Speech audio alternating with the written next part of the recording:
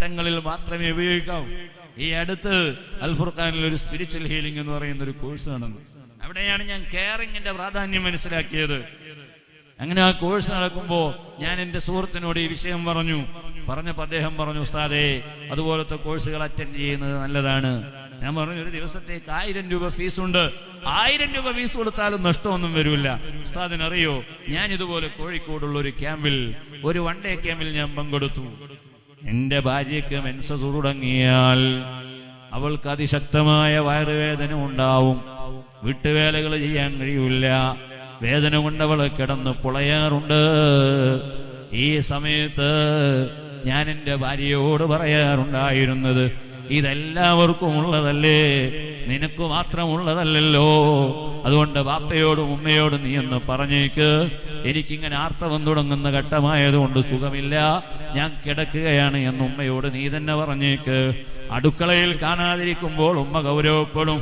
ഉമ്മയോട് നിങ്ങൾ പറ എന്ന് പറയാൻ ഭാര്യ ഭർത്താവിനോട് പറയുമ്പോൾ ഭർത്താവിന്റെ മറുപടി നിങ്ങൾ പറഞ്ഞേക്ക്, ഞാൻ പറയൂല. അപ്പൊ ഭർത്താവ് പറയും, ഇത് എല്ലാവർക്കും ഉള്ള സംഭവമല്ലേ, നിനക്ക് മാത്രം പ്രത്യേകമായി ഉള്ളതൊന്നുമല്ലല്ലോ, അതുകൊണ്ട് പറഞ്ഞൂടെ നിനക്ക്, എന്നിട്ട് കിടന്നൂടെ നിനക്ക് എന്ന് ഭാര്യയോട് ഞാൻ പറയാറുണ്ട്. പക്ഷെ അത് പറഞ്ഞ് ഞാൻ അങ്ങ് പോകും. അവൾക്ക് ആ മറുപടി ഒന്നും അത്ര തൃപ്തിയാവില്ല. ഞാൻ ഇങ്ങനെ ഒരു കോഴ്സിന് പങ്കെടുത്തിട്ട് ഞാൻ അവളുടെ അടുക്കൽ നിന്നു.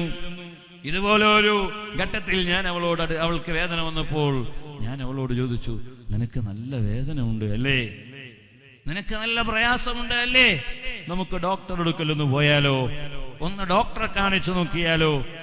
ഇത് കേൾക്കലോടുകൂടെ സുബ്ഹാനല്ലാഹ്, അന്നേ വരെ ഞാൻ എൻ്റെ ഭാര്യയിൽ നിന്ന് കേട്ട മറുപടിയല്ല.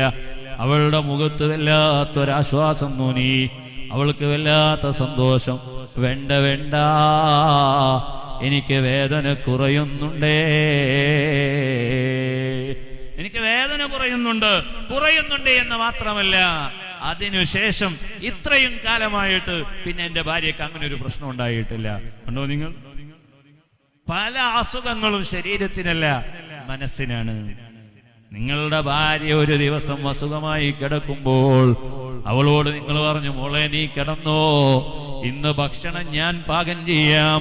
അതിരാവിലെ എണീക്കാത്തത് കണ്ടപ്പോൾ അവൾ പറഞ്ഞു, എനിക്ക് സുഖമില്ല, എന്റെ വയറ് വേദനിക്കുന്നു, എനിക്ക് തലവല്ലാതെ വേദനയുണ്ട്, ഉള്ളിൽ പരിക്കുന്നുണ്ടോ എന്ന് തോന്നുന്നുണ്ട് എന്ന് പറഞ്ഞപ്പോ ഭർത്താവ് അവളോട് മെല്ലെ ഒന്ന് തലോടിയിട്ട് പറഞ്ഞു, എന്നാ എന്റെ മോള് കിടന്നോ, ഇന്ന് ഞാൻ നിനക്ക് ബെഡ് കോഫി കൊണ്ടുവരാം, ഞാൻ നിനക്ക് ചായ കൊണ്ടുവരാം എന്ന് പറഞ്ഞ് ഭർത്താവ് എണീറ്റ് അടുക്കളയിൽ പോയി ഒരു ഗ്ലാസ് ചായ ഉണ്ടാക്കിയിട്ട് ഭാര്യയ്ക്ക് കൊണ്ടുവന്നു കൊടുത്തു.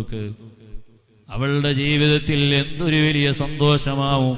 ഇല്ല, ഏത് സാഹചര്യങ്ങളിലും നിങ്ങളുടെ പൂമുഖം മറന്ന് നിങ്ങളുടെ ഭാര്യ നിങ്ങളെ വഞ്ചിക്കുന്ന പെരുമാറ്റം ഒരിക്കലും ഉണ്ടാവില്ല.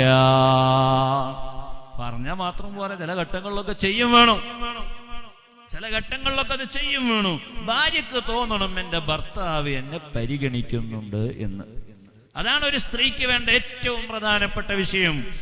മറ്റൊന്ന്, ആ വിഷയം വിശദീകരിക്കുകയാണെങ്കിൽ ഒരുപാട് പറയാനുണ്ട്.